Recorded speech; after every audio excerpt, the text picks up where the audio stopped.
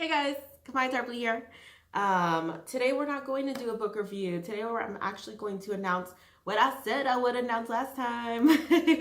If you do not follow me on Facebook, Instagram, or Twitter, what's wrong with you, first of all? Okay, because I'm really interesting. I post some stuff, okay? I go there. So, get on those. I'm posting the stuff below where you can sign up to watch me live my life. But yeah, if you don't follow me there, then you're not sure what the announcement is. The announcement is that finally, after long last, Mother Maiken and the War of the Realms is out. Oh shit, that's too close. Yeah, Mother Maiken, War of the Realms is out. Look at the cover. That's my mom. She's so cute. That's not a real tattoo, by the way. I drew that on her. It's like a symbol for the Maiken. It's my friend Chris serving looks, okay? And then, you've got this girl in the back here. The most talented model of them all. Just kidding. Yeah, so Mother Maiken, War of the Realms is finally out. I'm so stoked, so excited. I honestly, this was such a journey with getting this book done because there was just so many moments I thought I was just gonna stop. Early in the year, it was just a struggle because as an indie author, things get really hard sometimes. Publishers can't talk to you because you're unsolicited, and then agents don't want to talk to you. Book reviewers don't want to review your stuff. So sometimes things just get really overwhelming, and you spend money on your business, but you're not really reaping any benefits. You're just in the hole by the end of the year. So it gets really hard. I just really thought about quitting everything, deleting my Instagram, my Facebook, my website, just getting rid of all that and just pretending I never wrote any books at all and stuff. But, I didn't give up fully because my mom actually gave me really good advice. She knows me. When I get frustrated, I'm just ah! Everything can go.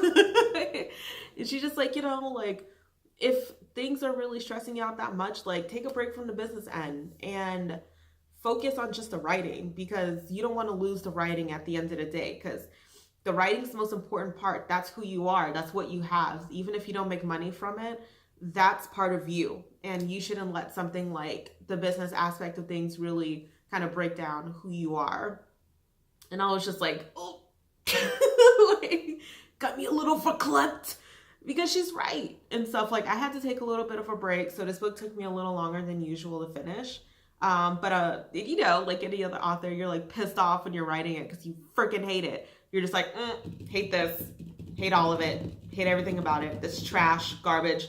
And then you're editing it and you're just I'm stupid. I'm 100% stupid. Do I even know what the English language is?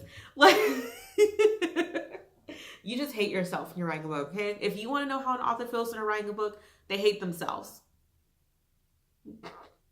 Tell me if I'm wrong. So I was just about writing it.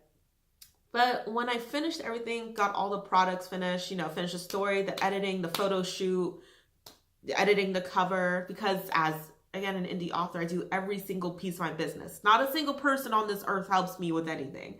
So it's a lot of work. Then just after I got done with everything, I was just yes and stuff. It makes me feel and the response to the cover and everything so far is amazing. I shouldn't give up. I should just keep pushing. Taking that break was really fundamental in keeping me motivated to finish. But let me get down to a synopsis of this book. Essentially, you have the first beings, humanoid beings that are created, are the Maiken coven. That is a witch coven.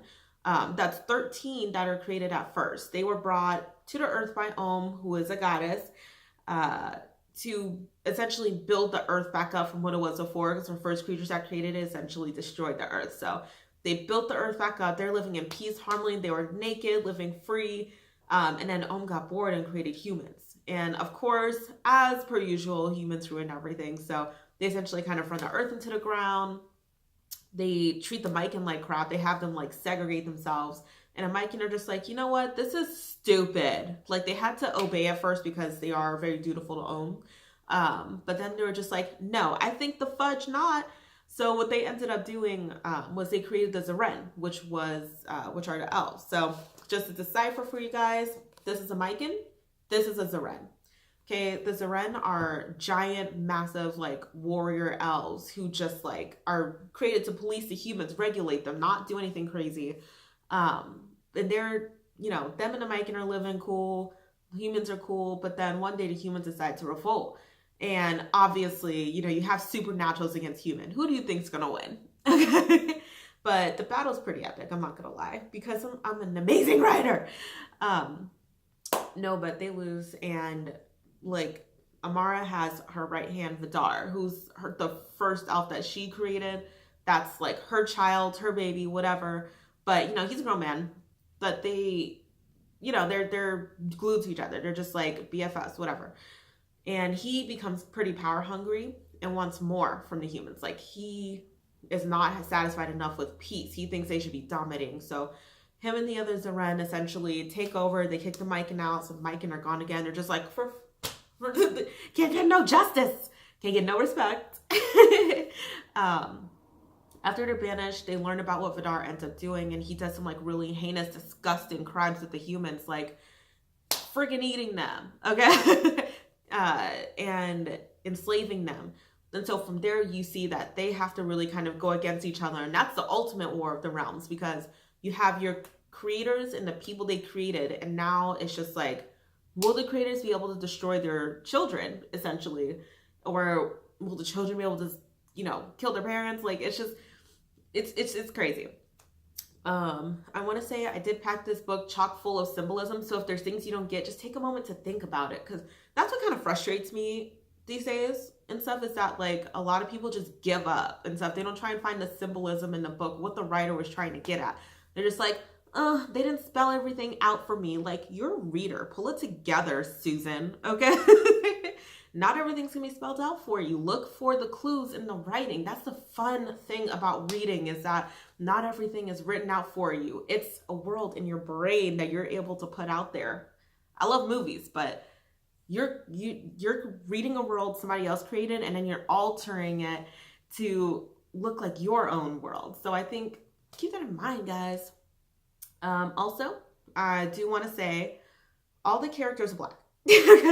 And it was extremely important for me to write a fantasy novel where all the characters are Black, because as a 110% geek of fantasy and supernaturally type of things, it sucks growing up and not really having anything leech onto. I mean, you have like Blade, but like you don't have enough. Really isn't enough like of that whimsical fancy elves, witches, all that type of stuff. Like, and also, I mean, I use also Black people because first of all, I am Black. My family's Black. Like, we're just normal people and stuff. So I don't really see the problem. Like, no one really questions when it's, you know, other races in like a book. And, you know, I don't want people to question why is everyone Black? Just understand these are the characters. This is how I wrote them, and that's that or that. There's no battling it.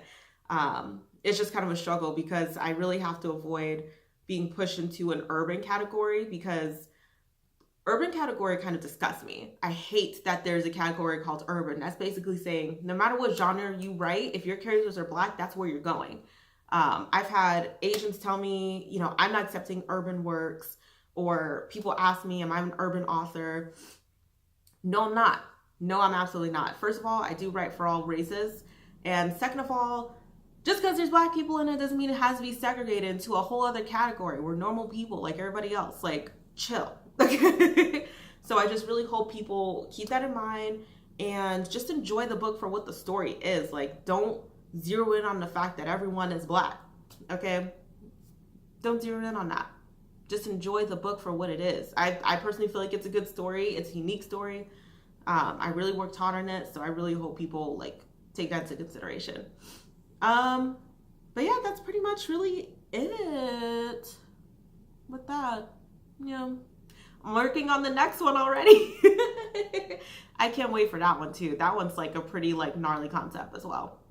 I don't know. But I think that's pretty much it for today. It's kind of a long video and I have to go pay my rent. So I'll see you guys later. Bye.